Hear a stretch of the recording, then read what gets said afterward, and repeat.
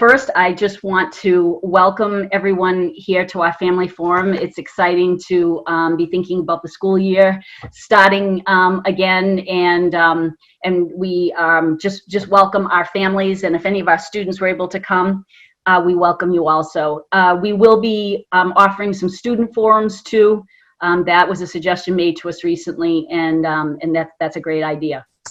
So we have many questions that came in. We're going to try to get through as many as we can in an hour. And then what we'll do is there's some questions that were asked that we didn't necessarily have the answers to yet. So we've made notes of that, and then we'll have another family forum with Brianna, Mike, and I in another couple weeks. Oh, we're up to 147. All of a sudden, 20-some-odd people just jumped in here. So just once again, just welcome all of you who have joined us in the last minute or so. So I'm going to run through a number of topics and questions that were asked, and then Mike has a number of topics he's going to hit, and then Brianna is going to do the same thing. And then if we have additional time on top of that, you can put questions in the chat box, and Mr. Finkel, our communications manager, will be monitoring the chat box for us. I found it's very hard to run a meeting and monitor the chat box at the same time, so he'll take care of that for us. So I am going to jump right in. First, I just would like to start by saying thank you to all of you who have made what has easily been the most challenging experience of our lives as educators, and thank you for your support and for your patience over the last 6 months. This certainly for all of us as individuals living in this world and in this country has been a very challenging situation for all of us, and for all of us in our own professions and jobs. In education, it has been a very challenging time, and also as parents, but as educators too, as we try to navigate things very quickly in the spring. And we received a lot of guidance from the state, and then a lot of unknowns, right? We all had so many unknowns, and then we spent the whole summer.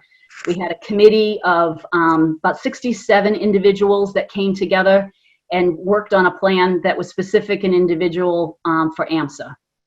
And the goal of that committee was to create a system for the fall if we had to be remote or hybrid or whatever the system ended up being. But that would be as close to a full AMSA education as it could possibly be, and that it would be set up to be the policies and the procedures and attendance and things like that we're going to talk about as close as we could possibly make it to what your child would experience if he was actually walking in our halls. And then once we created these plans, which we were required to put together by the state, then we had to make a decision on what we were actually going to do. And I will be very honest with you and say that it was easily the most difficult, painful at times experience to have the weight of that decision on my shoulders. And I spent many sleepless nights, my husband can tell you, with the welfare of this community that I love so much on my shoulders and in my mind and in my heart, to be honest. So what can we do? What decision needed to be made? And I really felt that the earlier we made the decision, the better, because it gave our teachers an opportunity to plan. It gave the administrators an opportunity to figure out the little details that we've been working through. And to take the question out of it, to stop the flip-flopping and just to have a clear plan and move forward. And that's what I decided was the best way to go. And we decided to go for a remote learning experience for the first term for a number of reasons that were outlined in the back to school plan. If you haven't had a chance to read the back to school plan, I get it. It's 22 pages long. I would encourage you to take a look and at that specifically. You could skip the hybrids pages, initially, and just read the sections that were relevant. But many of the questions that came up in the chat and that were submitted before, a lot of the information is there. So I suggest that you just take a few minutes to look at that too. All right, so thank you once again for everyone in the support. When that vote was taken on the 6th of August, and the board unanimously made the decision to support AMSA's plan, I can't tell you, I was flooded with emails of gratitude from parents. My phone blew up with text messages, and because I think people, as much as we want to believe that everything's going to be okay, I don't think any of us know for sure. And that leaves people feeling very scared and vulnerable. And so I'm a counselor, that's my background. And so I want to care and respect that, but also making sure that our mandate is to educate, and our passion is to educate your kids. And so we want to provide a program that's going to support family health, our students' health. We know that student cases are rising for younger people as well as older folks now. And we want to keep everybody safe and well, but we want to provide an education for your kids. One of the things that a parent said at the board meeting, and then I'll go into the questions, but it was during public comment, and he said his support was to go to a remote system because he wanted our teachers to stay healthy. And he was concerned that if they were in a classroom, that they would be exposed to things and they would start getting sick, whether it's even the flu, whatever. And his feeling was, let's keep our teachers working remotely so that they stay healthy, so that they're all educating our kids. If we start losing teachers to illness, and the issue is that somebody gets a cold, and they're out until they're tested, and we know it's not COVID, right? And so you're losing all kinds of time on learning, where we can keep our teachers safe and healthy and educating our kids. So, okay, I'm gonna run through a number of your questions here. And as I said, we'll do another family forum in a couple weeks because there's more here than we can certainly address today.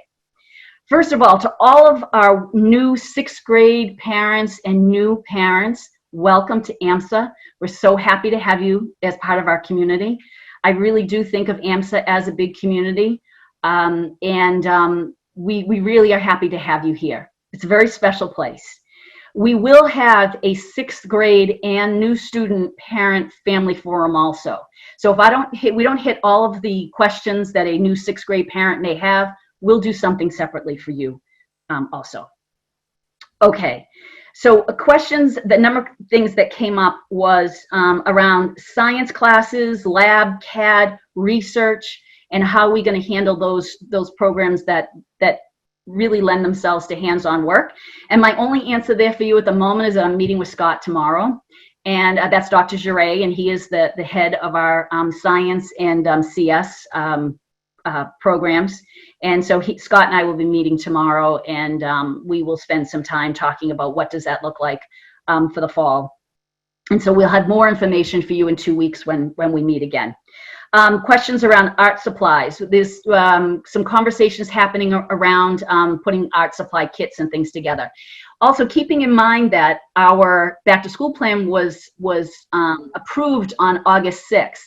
And so today is, I don't even know what day it is. It's August, so 12 days ago. Of those 12 days, Brianna and I we actually took a week of vacation off. So Mike's been working diligently on these things, but we certainly have a lot of detailed work, which is why those 10 extra PD days were so important, not only for our teachers, because they need to take their fall curriculum and change it into something remote, but also for us to get these little details. So your questions were really very helpful for that. But we're looking at putting art supply kits together. There's a lot of questions around technology, Wi-Fi. There is a link on the website for if you need, and we will be also starting up our weekly emails again. So, and the weekly newsletters. So all of this information is going to be there with active links and things like that. But there's a link that if you need a Chromebook for your student, Even if you think, well, we have some devices, but maybe not enough, we have enough Chromebooks to lend them out. So just please click on that link. It's the same one that was in the newsletters in the spring, excuse me, but we will make sure we get that out to you again. There's concern about Wi-Fi and that your systems may become overloaded at home. Please contact our IT department if something like that happens too, because we can set you up with hotspots and other things that we can do to help support you and your families at home. There's been a number of questions around attendance and what happens if your Wi-Fi goes out. Mike's going to talk about attendance a little bit further, so I won't add that information in here. But anything to do with any needs that you have for technology, the school is going to be here to support you and make sure that you get and your student gets what they need at home to support their work. As I mentioned, the weekly emails will be part of our weekly newsletter that Mike Finkel puts out every Friday. We will be starting those up again very soon. And all of the information that Mike and I would put out in our emails, excuse me, in the spring, will now be part of that newsletter. Excuse me. Let's see. We will also be, so the staff, as I mentioned, is going to be participating in all types of technology training over those 13 days also. There's the Zoom training that we talked about. We have a couple sessions of Zoom. Also Google Classroom, we've bought some extra add-ons to Google Classroom, and they'll be doing training on that. But we're also going to make training available to all of you. And there'll be a page on the website where you'll be able to click on, how do I look up something in Google Classroom? The teachers will be sharing the Google Classroom. You're going to receive an invite through an email where you're going to be able to monitor things through Google Classroom that you might not have been able to do in the past. And there's a training video that goes along with that, so parents can look at that and can follow along with their students' work through Google Classroom. But also for some Zoom training for you too. Something simple, but so that you know what your kids, what they have access to and what they can do in Zoom. And one of the things, there's a lot of things that are really exciting about Zoom. We appreciated Google Meet. It was a great platform. It worked for us very quickly in the spring. But I participated in so many Zoom meetings that was so engaging and active. And I felt really like I was able to participate in them, that I really became sold on the Zoom product. And there's a lot of things that they can do. There's a whiteboard, kids can type into it, that they can write into it. There's break-off classrooms where they can work in small groups. They can socialize there. And so there's a lot of different things that Zoom can do that Google Meet wasn't able to do in the spring. And although I've heard that they've added some things on, or they're going to be adding some things on, they're not in place at this point. And I think this is going to be a great product. There's ways that that you can raise your hand. See, I can clap. I'm clapping. Thumbs up.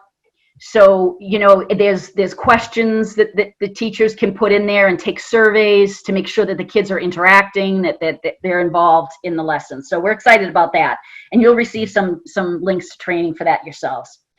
One parent asked about COVID testing. Would the school participate? Thank you for the thumbs up. If the state, that would be a state-run program, and if they run any kind of COVID testing that they want to do through the schools, I would certainly be open to hear about that program and to find out what the state is offering. At this point, Commissioner Riley has spoken to us on our weekly calls with him, but there's no program in place yet, and I imagine that there would have to be a lot more work to go into that. But at this point, we would follow whatever the state recommendation was on COVID testing. Questions about MCAS. We still have no information about MCAS and what's going to happen with that this year. The commissioner has said that he won't make any decisions yet until they have more information on what's going to happen for the fall. But we'll keep you up to date on any of that. Things like MCAS, that's going to hit the news before you're going to hear it from us directly. But we will include anything like that in the newsletter. PSATs, the October dates are coming up, and I've been working with Kate Driver, talking about the PSAT and how we're going to administer that. We're certainly going to provide that for 11th graders and potentially 10th graders too. We're talking about a Saturday test because it may be easier for folks to get their kids to the school on a Saturday. And it would, we need to talk about logistics on that. We've got some time. We will be offering it. I think that's probably the most important information for you at this time. But we need to think about how that would play out, how many kids in a classroom and things like that. Those of you who are interested in more information about our HVAC system, the landlord has been working on the lower school building through the month of July, and they're currently working on that. I'm actually meeting with him on Thursday to kind of review where they are with all of that. Our HVAC systems are from the 1980s. They're older systems. We certainly have our concerns about them, especially in the lower school building. So we are in the process of hiring a company to come in to do a complete airflow study on all three of the buildings. And we need that information so that we know that there's enough air flowing in and out of those rooms. I've been told that the regs say that it needs to be 10 exchanges per hour. So all the air needs to move that much. Now, most of our windows don't open. So we need to really focus on that airflow and to make sure that we have the proper airflow to make sure that those rooms are all safe for our staff and for our kids. And until we have that information, it's tough to make any decisions on that. But we are actively working on that, and we're looking for a company. So if you know of anyone, Eric Lane has taken on that as our director of facilities. Some folks have mentioned Four Kicks and things like that. Four Kicks is not an educational facility. They were wonderful this summer. They let us have our graduation out on the soccer field. It was the hottest day of the summer, I think, but it was a wonderful occasion. And but you have to be very careful about, you can't put chairs on there on those fields. Those fields are their livelihood, and so you can't really hold classes there. If we're in person, of course, our PE classes are held there as well. But we have a great relationship with Four Kicks.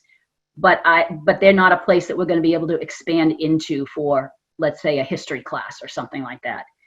A great suggestion came up from the questions about virtual back to school night. What a great idea. See, these are the little details that we haven't gotten to yet, but one of you is thinking about that, which is really helpful because now it's on our to-do list and we're going to figure out the logistics on how to make that happen. So virtual back to school night, we would love to. Sounds like a great time. And we are having, as I mentioned, the 6th grade orientations and the new student orientations. So we'll get an opportunity to kind of do some test runs on that and how that works. And there was a question about tutoring. We do, Kate Driver, who's our director of school counseling, she won a grant that we have been planning a tutoring system this summer. And the idea is to get that tutoring system, it's older students tutoring younger students, to get that system off the ground this fall. But that's a work in progress, and we did receive grant money for that. I will also throw out there that Kate has been extremely successful with winning grants, and she just won another one for $93,000 of that. There's a portion of that that's going towards our diversity and cultural diversity and racism work that we're going to be doing this year too. So super excited about Kate and the grants that she's been able to win, which is awesome. And that is what's on my list. And I'm going to turn the time over to Mike. Can you hear me? Yes. Okay, perfect. That was quite a list. I have 10 items to get to. So before I start, just a quick little introduction for those of you who are brand new to AMSA. My name is Mike Naraki. I'm the principal here. I've been at AMSA now for a little over 10 years. I've been here for quite a while. And then to all the veteran families, welcome back. It's great to see everybody. We have almost 190 people here in attendance on a Tuesday afternoon. So that's awesome. Before I go, I just want to say the name of the game this year, I think, is going to be flexibility. I think we have been quite flexible, the whole community, ever since March, and we need to continue that mindset. Things are going to change almost daily. It feels like they change. So very important to keep that in mind. We are going to try some things out this year, and they may be a train wreck. And what we need to do is recognize that as soon as possible and adjust across the board in all aspects of the school community, all the initiatives we're looking to put together as we all enter into a world that we've never been a part of really before. So in advance, thank you for the flexibility. And as always, the support has been awesome and just outstanding from everybody, as Ellen mentioned earlier.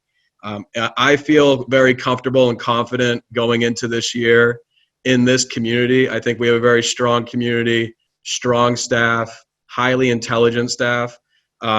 And I would not want to be at any other district right now. AMSA is a place where, I feel completely comfortable and confident in going into this year and facing this challenge with the people that we have.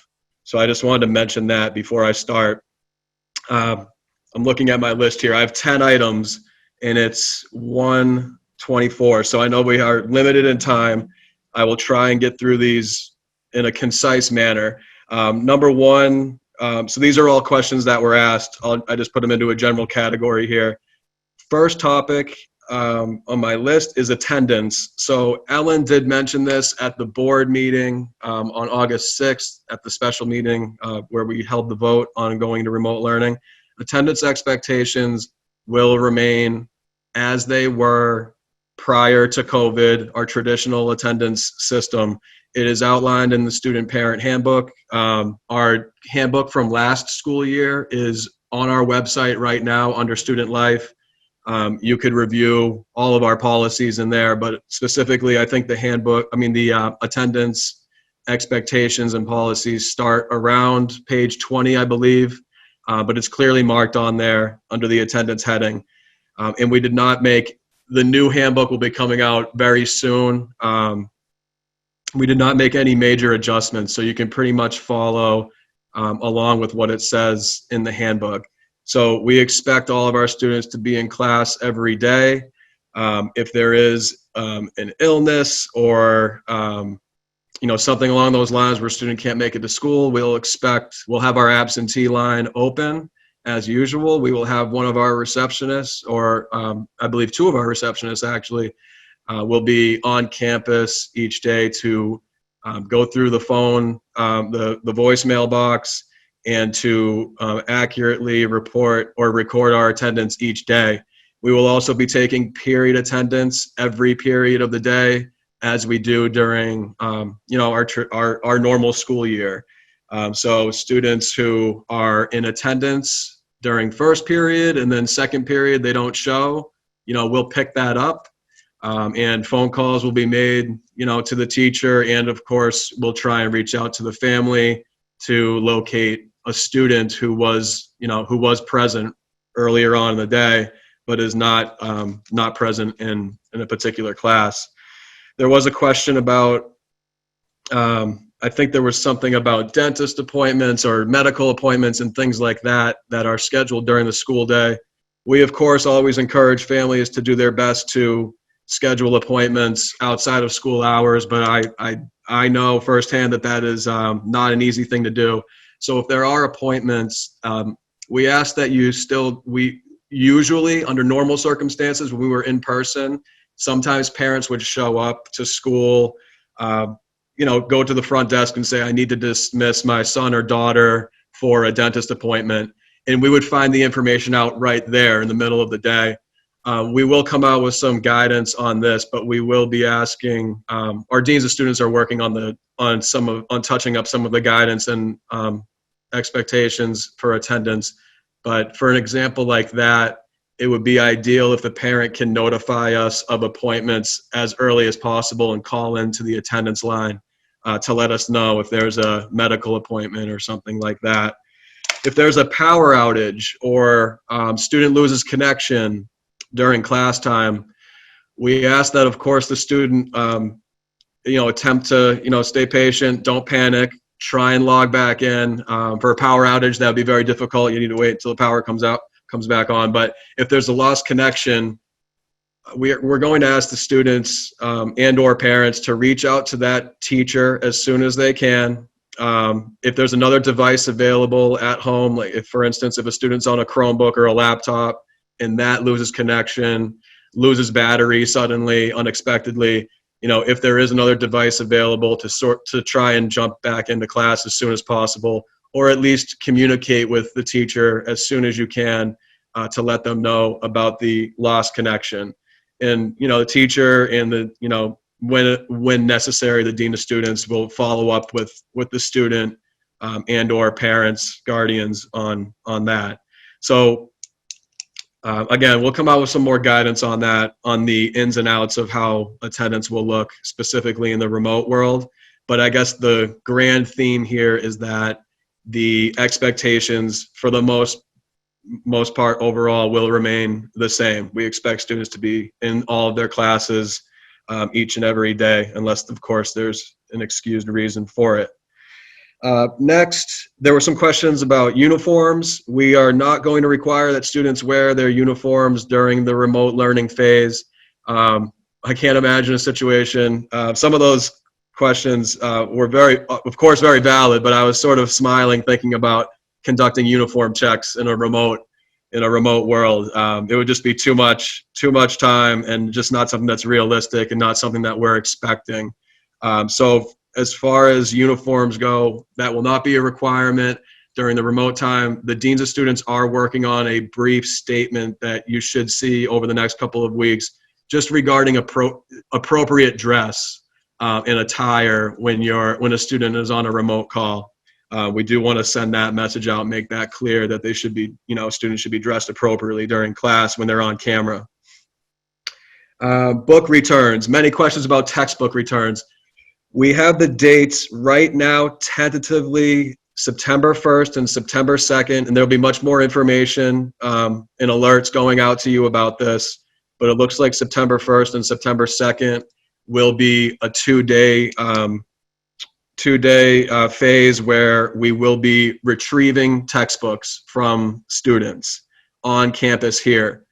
We're going to have to collect thousands of textbooks over those 2 days, and within the following week, more information will go out, and we need to do some work on our end to figure out exactly which textbooks need to go back out for this school year, what exactly the students will need textbook-wise going into the 2020-2021 school year.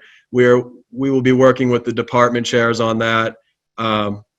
Our IT department is heavily involved in that, with scanning the books in and scanning the books out to the students.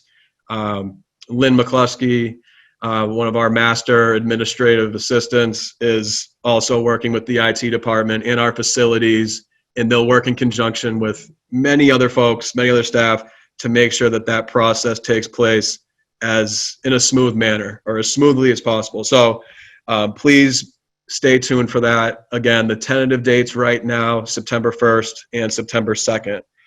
Along with that, many questions popped up about yearbooks. I know I think we have close to 200, maybe a little over 200 yearbooks that have not made it to families and to students yet. We do have them all sorted out by grade. I believe they're probably sorted out alphabetically as well. We will set a separate day for yearbook disbursement. That will probably be ideally mid-September, maybe late September. We'll set up a day or maybe two, depending on the circumstances, where we will get folks their yearbooks. We know that people have been waiting a while for them. We apologize for the delay, but as you know, we've been trying to plan so many other items. But within the next month, you should hear a very clear update on the yearbooks. Locker cleanouts. Just crossing out on my list here.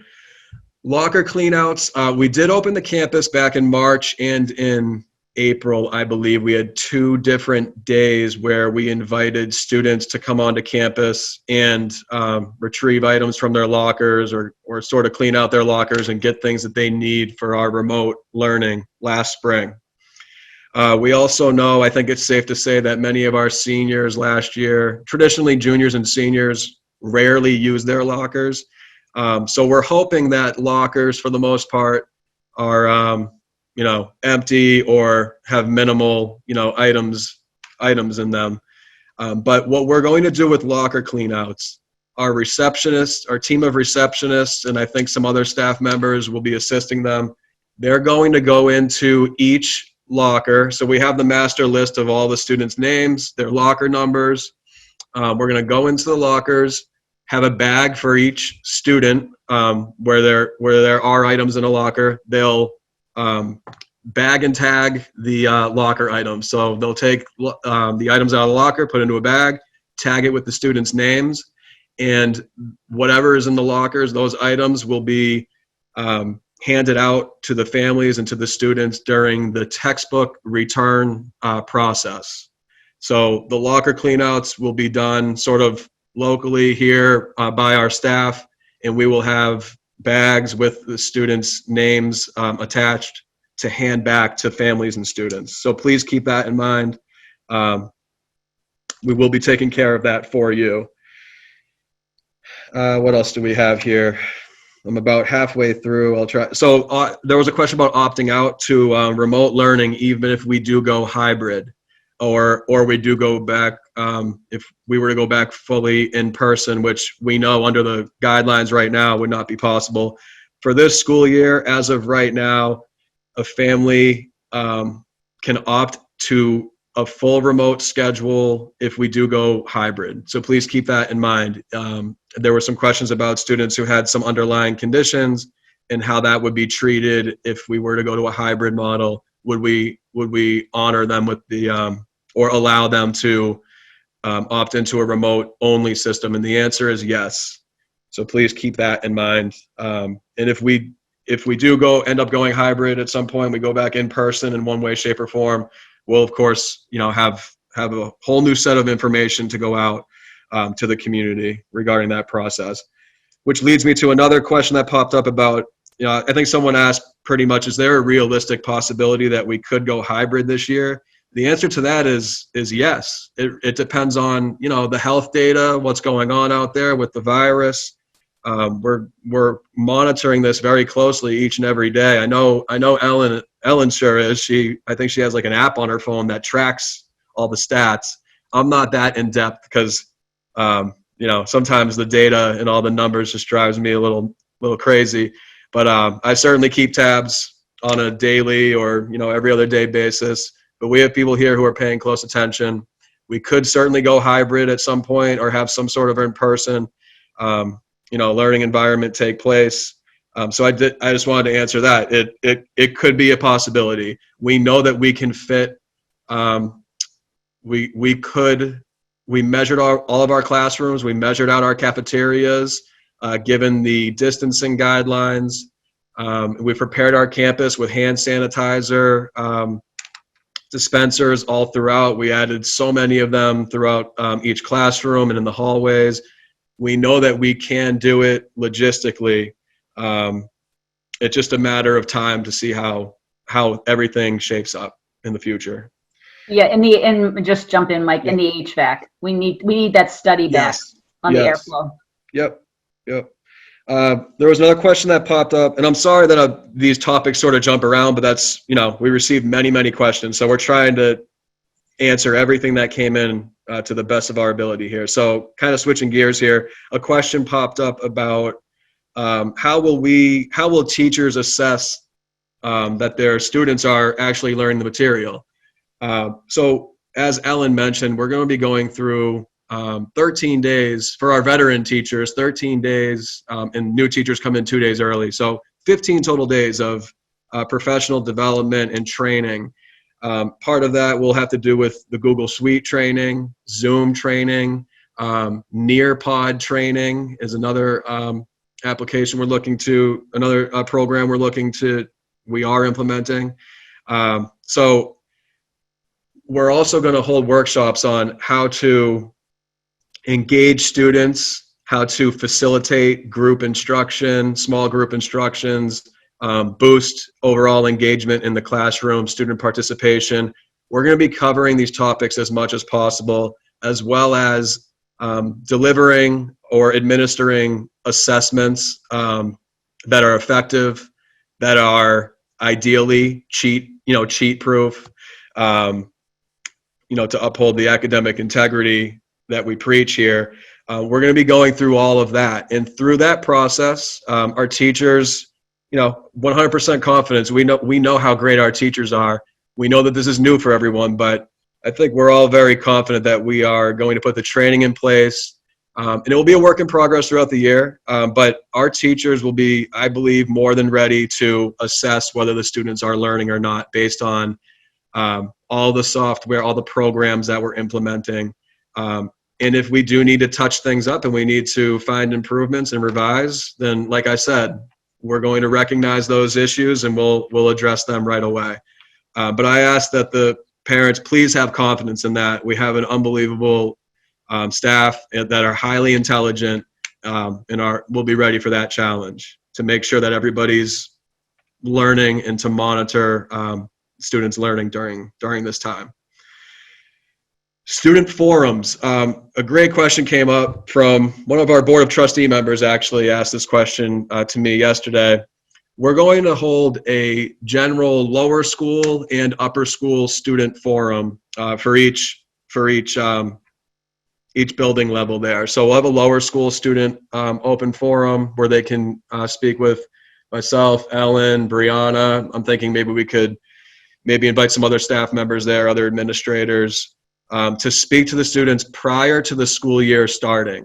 So this will be an opportunity for students in lower school, upper school to ask any questions that are on their mind, any logistical questions about the schedules, anything they have to offer. We will be there to directly communicate with them prior to the school year starting. So I have not told Mike Finkel that yet, but Mr. Finkel, I know you're on here, so we'll need to schedule that one prior to September 15th for sure.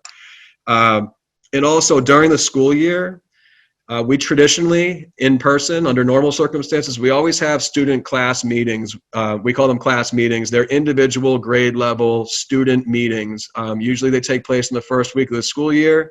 We invite the grade down to the cafeteria, the grade level students down to the cafeteria, and we have more of an in-depth discussion on the expectations and also if they have any questions specific to their grade. For example, seniors will have much different questions than, the 7th and 8th graders. The seniors will, be asking about the college process and how that's going to work this year. And, we'll be prepared to answer those questions. So please keep in mind that on our Flex Mondays, we will be hosting periodically throughout the year or throughout our remote phase. We will hold, like I said, on certain Monday Flex days, we will hold class meetings with individual grade levels. So students will see those as well. But again, we do want to meet with the students prior to the school year starting as well. So we will have an open forum. I think last on my list, there's a question about IEP and students on IEPs and 504s. And I think, for the parents as well, if there would be, well, I guess it's for the parents. It would be a parent forum for students on IEPs and 504s. So that is in the works. That will be something that takes place within the next month, ideally, of course, before school starts. I was actually just on the phone with Lynn Jarvis, who's our special education director, who oversees the IEPs at the school. Anyone here with a student on an IEP, or any students who are on here who are on an IEP, please feel free to reach out to Lynn Jarvis, ljarvis@amsacs.org. It's on the website. She is happy to answer any questions you have right now. You can email her. But her plan is to actually schedule individual meetings, give the opportunity to all parents and students to have individual meetings with her prior to the school year starting, or at the very beginning of the school year, to have one-on-one individual meetings with the families. So please stay tuned for that information from her. In our counseling department, they oversee the 504 program, and I know that they're working also potentially in conjunction with Lynn Jarvis to potentially hold more of an open forum. But I do know that the counseling department has this on their radar as well. So again, stay tuned for more information over the next 4 weeks or so. I believe that I have covered all 10 of my items for now. So can pass it on to Miss Murphy, your vice principal. Thanks. Thanks, Mike. So yeah, just quickly to introduce myself, because I know we have a lot of new families here. My name is Brianna Murphy. I'm the vice principal. I'm going into my 9th year at the school. I taught history, both lower school and upper school, for 7 years, and then made the jump to administration. So we have about 15 minutes. I will try to hit everything on my list. I think I can do it. I do want to take some time. There's a lot of questions around the schedule for this year, so I'm going to start with those. And just gives a little bit of background on the rationale for it. This was covered in the board meeting, so I won't get into all the details, but I'll share a few here. So I was the facilitator for the committee that created the schedule. We had about 20 people consistently contributing from all departments and all grade levels, bringing their perspectives on what the schedule should look like. And what we were tasked with doing was creating a schedule for the year that would allow us to move between remote and hybrid, assuming that we are able to be hybrid at some point in the year.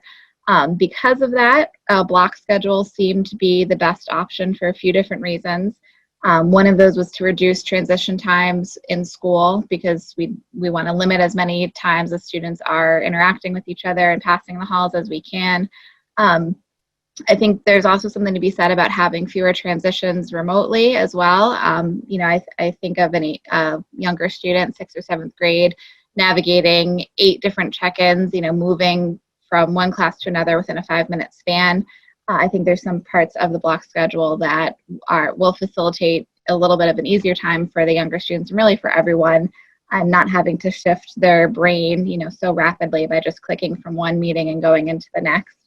When normally that transition would be facilitated in school from moving from class to class and that kind of thing. So for our schedule, and again, the schedule will be the same whether we are remote or hybrid in some kind of hybrid model. Students will have a flex day on Mondays. That day starts with a half-hour check-in with a teacher. They will be in small groups of students. This is to help facilitate some of the personal connection that will be lacking because of being remote. And even in hybrid, it'll be so different because we won't have all students there. The rest of the day will be dedicated to having students have the time to go to teacher office hours and get extra help that way through scheduling Zoom meetings with them. They can use this time for doing things like group work as well, and any kind of work that they would have for the week. This is an academic day, so attendance will be taken. They have to be at that check-in in the morning to be counted present for the school day. And then during that half-hour time, again, they're meeting with the same teacher every week, and they'll just do simple check-ins. Some teachers might get a little bit more in depth in helping to plan for the week, but just really having a chance for teachers to have more time to dedicate to really, checking on a kid, seeing, do they look okay? Do they, are they engaged? And if they notice anything during this check-in, then they can pass on those concerns to the student's counselor. The rest of the week, as you saw online through the plan, will be divided up into 70-minute blocks, and there are also academic workshop times. Some parts of the schedule we did have to take into consideration our current collective bargaining agreement with the teachers union, and so we did have to be mindful about teaching hours and that kind of thing, and that helps to explain why lunch break is when it is as well, because we needed to guarantee breaks at certain intervals so that we weren't in violation of that agreement. So there will be instruction for 70 minutes, and then after 2 periods each day, there's this academic workshop that is connected to the period that occurs right before it. This is a time for independent work. People will be allowed to turn off their cameras during that time, so students have to remain present to be counted as being there, but they are with the teacher that they're with or being instructed by the period prior.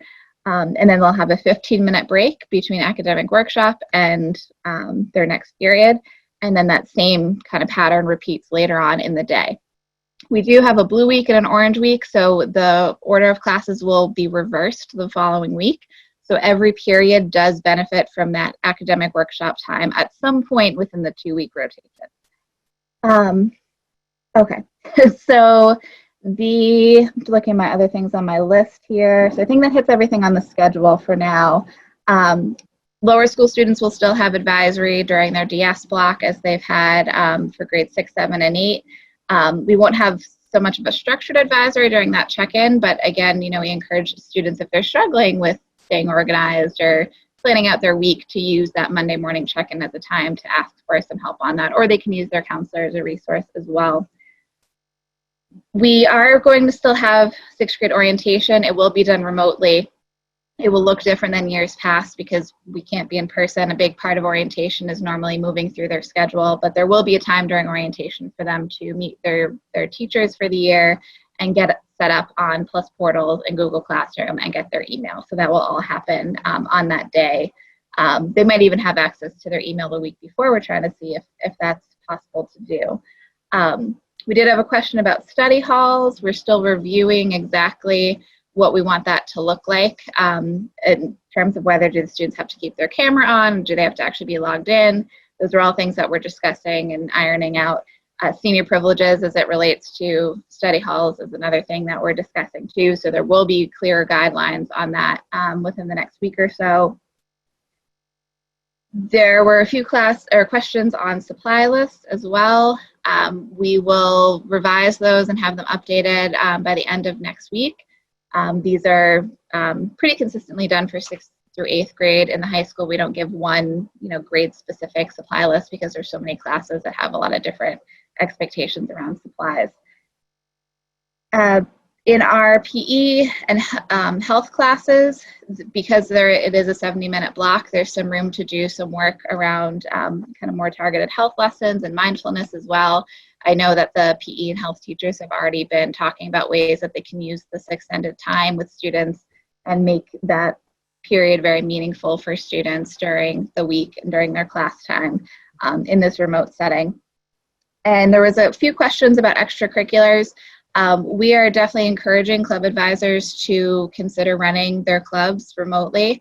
Every club's a little different in terms of how feasible that actually is. So it might, the hours might be different, the structure might be a little different, but we would love to have that because we know that's such an important part of students' middle school and high school experiences. And there was a question I saw in the chat about homecoming. We will not have a homecoming in the fall, at least before November, because everything is, as you all know, is about limiting group sizes for different events. I don't think it'd even be legal for us to have a homecoming dance right now under the guidelines that exist. But by all means, if we can have some of these things in the spring, we would love to do that because we know it's a traditional part of the AMSA experience of high school overall. So if there are things that normally happen in the fall, I think we can definitely explore ways to make them happen in the spring if the conditions allow for anything like that to happen. There was a question about using Google Classroom. We are requiring that all teachers use Google Classroom. We still have to maintain Plus Portals because that's the system that grades are posted through. As far as I know, the Google grade system isn't fully ironed out yet. So we do have to maintain our connection with Plus Portals. It's also our student information management system is tied to that as well. So we do have to, again, use that, but it will only be for grades. All work will be on Google Classroom.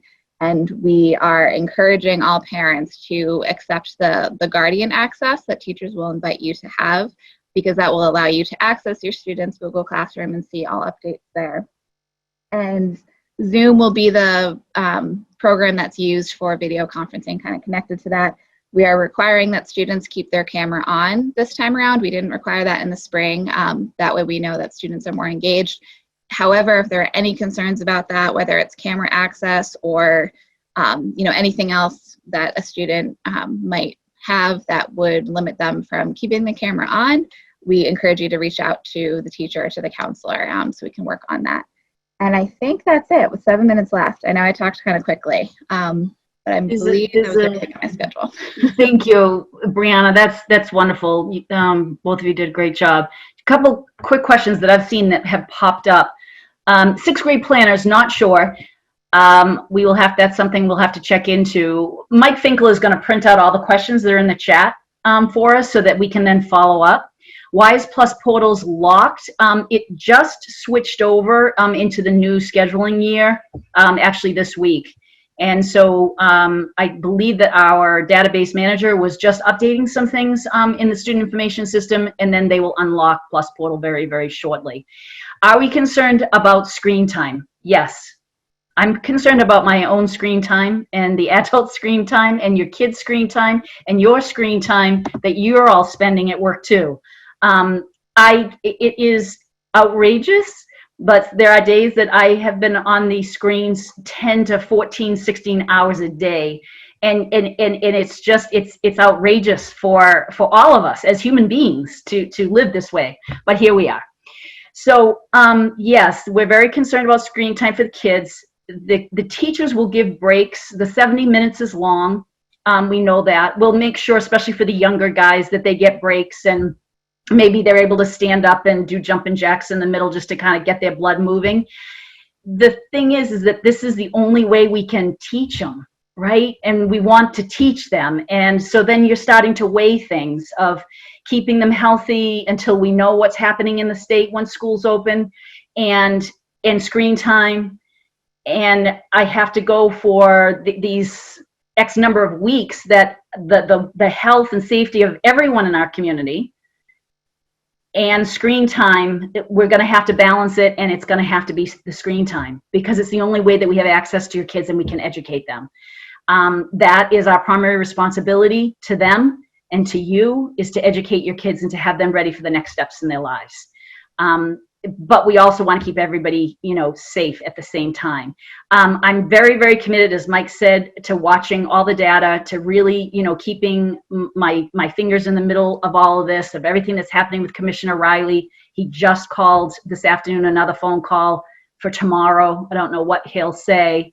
So I'm involved in all of those things. And my feeling is, and you may have heard me say it on the board meeting, the video, or you were at the board meeting a couple weeks ago, is that I wish no one harm, and yet I want to watch to see what's going to happen at some of the schools that are opening hybrid. They're going to, it's either going to be perfectly fine, and then all of us are going to feel like we can come back to school and be healthy and well, and we go back in a hybrid model, or Commissioner Riley and the governor remove the 3 feet distancing and say just masks or something, and then we can all go back. Or the other schools are going to open and Massachusetts is going to find itself in a pickle again, right? And if Massachusetts finds itself in a bad situation again, it's not going to be bad at AMSA. And I don't know what's going to happen. Nobody can predict it. But I want to make sure that everyone in our community is safe, right? Because it's not just the kids, it's the teachers, it's you, it's your parents, it's our kids' grandparents and great-grandparents, it's everyone. And what your kid is bringing back into your homes, or we have teachers from I can't tell you how many different cities in towns in Massachusetts. We have kids coming into AMSA from 34 different towns. 34 different towns. And that means that I've got to monitor the COVID level in 34 different towns. Now, the majority of them are from Marlborough, but Maynard, who's also now, if we're looking at the new map that the state is updating every Wednesday, Maynard is yellow, okay, and so is Marlborough, and so is Worcester, and so is Framingham. That we pull from a large number of kids. Obviously, it's like 560 from Marlborough. There's over 100 from Maynard, maybe 150 from Maynard. We are still pulling kids from Framingham and from Worcester, and I have a good piece of my staff who are all from Worcester. Okay. And so I need to consider all of those things and what all of those people are bringing when they come into the school every day and what that might put into your homes. Okay. So, so it's a lot to think about, and we're going to keep our community safe for a quarter, and we're going to watch and see what happens in the rest of the state. And if we feel that it's safe to come back hybrid, then we're going to do that, because we want to get your kids back into school, and we want to be the kind of school that we're made to be, which is having your kids in front of our amazing, passionate, wonderful teachers. That's the model. That's what we want to get back to. But we can't get back there until we know that our teachers and our staff are going to be safe, your kids are going to be safe, and your families are going to be safe. So that's where we are, and that's a decision that we've made, and we are thinking about your kids and your families, as well as our own. So I think we're gonna call it. All the questions that are in here, perhaps what we can do is put together a question and answer sheet along with this. This is being broadcast live on Facebook, and it's also being recorded, so we will get these out too. Please continue to email us questions, because they really are helping us think through the logistics of each step. And knowing what your questions and concerns are helps us to plan better and more accurately for the future. So, but I didn't introduce myself at the beginning. So for those of you who don't know me, oh gosh, Mike introduced himself, and I thought, oh my goodness, nobody knows who I am. But my name is Ellen Lindsay, and for those of you who are new in the area, in the AMSA, and don't know me, but I am the executive director of the school. I've been at AMSA for 5 years. I'm a school counselor. That's what I was, a school counselor for years. AMSA is not my first charter school. I love charter school education, but I am a school counselor by heart and soul. And so thinking about our kids and the support that they receive. And there was a couple questions around what kind of supports the school counseling department will be working. They have engaged with a couple different counseling systems and referrals and systems and things like that to help support your kids. Part of those Monday morning check-ins is to eyeball your kids and to make sure they're okay, right? Small groups, 10 to 12, that teacher's going to be able to, over time, look at your kid and know that they're okay, or if they're not. And if they're not, they're going to reach out to you. They're going to reach out to the school counselors for referrals. And we're going to make sure that we're taking care of not only your child's academic needs, but also their emotional needs, and as much as we can with their social needs. Clubs are going to be activated soon. We're going to get as many of those clubs going again as we can to help give your kids some kind of social outlet too. So we thank you all for being here. I thank you for your support. We thank you for your emails. For your messaging. And if you have questions, concerns, or anything else, please reach out. This isn't the best situation for any of us. We are grateful that you entrust your kids to us every day. And we will do everything we can to make this the best experience for them that we possibly can offer.